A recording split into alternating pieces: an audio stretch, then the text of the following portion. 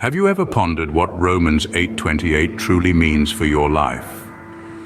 This verse is nestled within the pages of the New Testament, a beacon of hope and reassurance for all who stumble upon it. It reads, "And we know that in all things God works for the good of those who love Him, who have been called according to His purpose." A powerful statement, isn't it? But what does it mean, really? What is the context?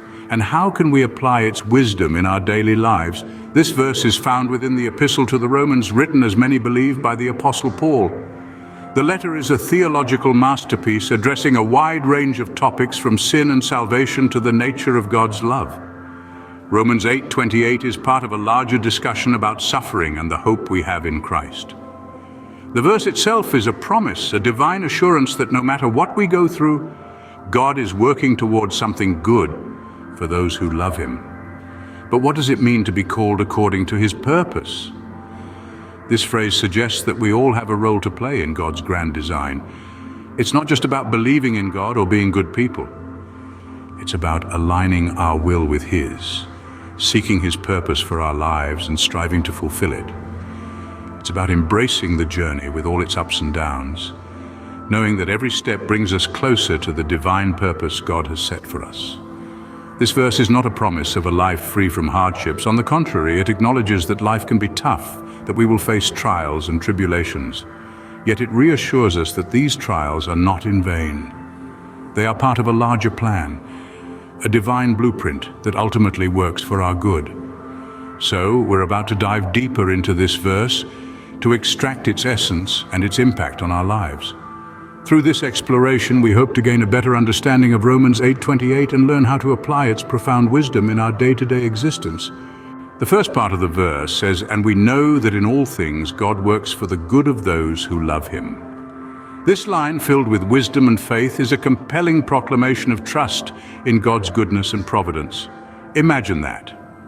In all things, not some, not most, but all things, God is at work.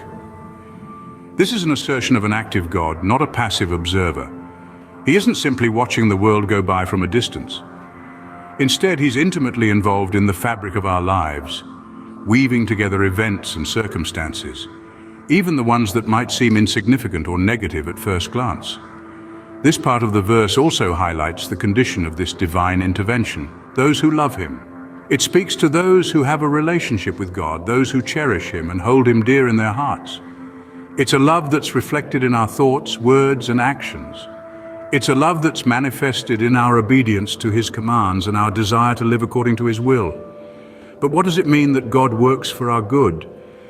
The good here doesn't necessarily mean a life free of troubles or hardships.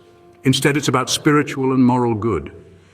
It's about becoming more like Christ, growing in faith and fulfilling the purpose that God has planned for us. We must remember, though, that our understanding of good might not always align with God's. His ways are higher than ours, His thoughts deeper than ours. What we deem as bad might actually be serving a higher purpose, molding us, shaping us, preparing us for something greater.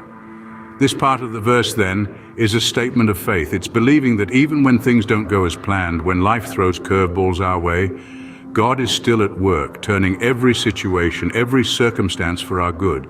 In essence, it tells us of a loving God, actively involved in our lives, working all things for our good. The verse continues, "Who have been called according to His purpose." This line may seem simple, but it's loaded with profound meaning. It is an affirmation of our place in the grand scheme of things, a reminder that we are not mere bystanders in the cosmos. So let's delve into this. What does it mean to be called according to God's purpose? Being called implies a purposeful action. It's not a random shout into the void, but a deliberate summoning. When we say we've been called, it means we've been chosen, selected for a particular task or mission. And who is doing the calling? It's God, the creator of the universe, the author of our lives.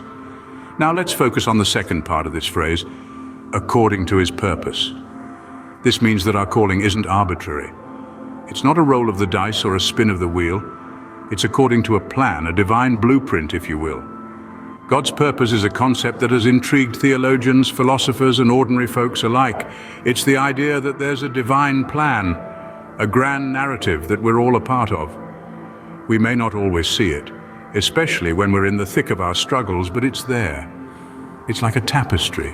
When we're up close, we see the threads, the knots, the seemingly random colors. But when we step back, we see the whole picture, the beautiful design that those individual threads make up. That's what this part of the verse is talking about. It's reminding us that we're part of something bigger, something divine. We're not just drifting through life aimlessly. We've been called, chosen for a purpose that is part of God's grand design. So next time you feel lost or unsure, remember this verse. Remember that you have been called according to God's purpose. You are not an accident. You are not a mistake. You are here for a reason. This part of the verse reveals to us that we're not just random beings, but we have a divine purpose, a calling from God. Now let's combine these two parts and see what Romans 8:28 is telling us as a whole. Consider this beautiful tapestry of words in Romans 8:28. Its threads, interwoven with divine intention and purpose, form a comforting and reassuring message. This verse is not just about God working for the good of those who love Him, but also about those who have been called according to His purpose. Now let's delve deeper.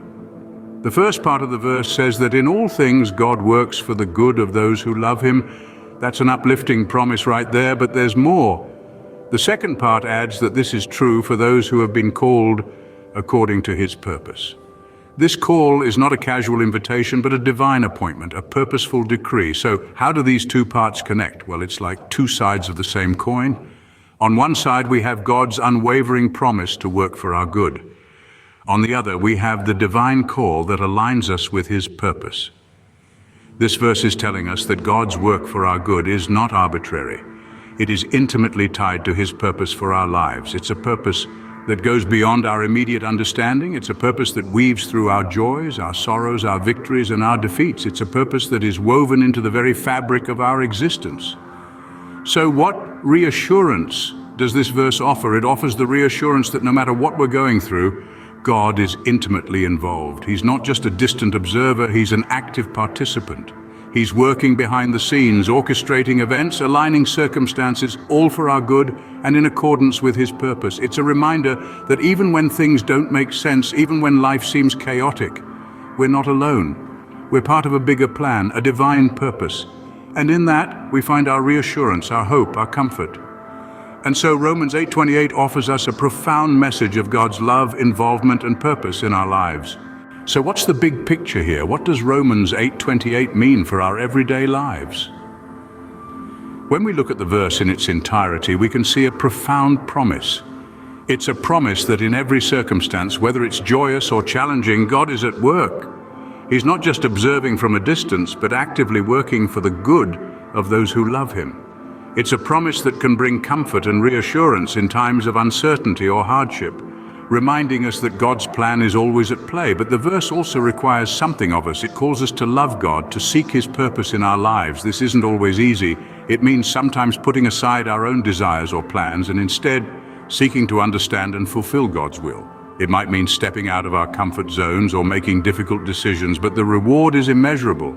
The knowledge that we are part of God's divine plan and that He is always working for our good. So how can we apply Romans 8:28 to our everyday lives? Firstly, by loving God. This isn't just a feeling, but a choice we make each day. It's choosing to seek God, to spend time in His presence, to learn more about Him through reading the Bible or prayer. Secondly, by seeking His purpose. This might mean asking God for guidance when making decisions or seeking to understand what He wants us to do in a particular situation. It's about aligning our lives with God's will rather than simply pursuing our own desires. Lastly, it's about trust. Trusting that even when things don't go as we planned, God is still at work. Trusting that His plans are better than ours and that He is always working for our good. In the end, Romans 8:28 is a message of hope, trust, and purpose. It's a reminder that in all things God is working for the good of those who love Him and are called according to His purpose.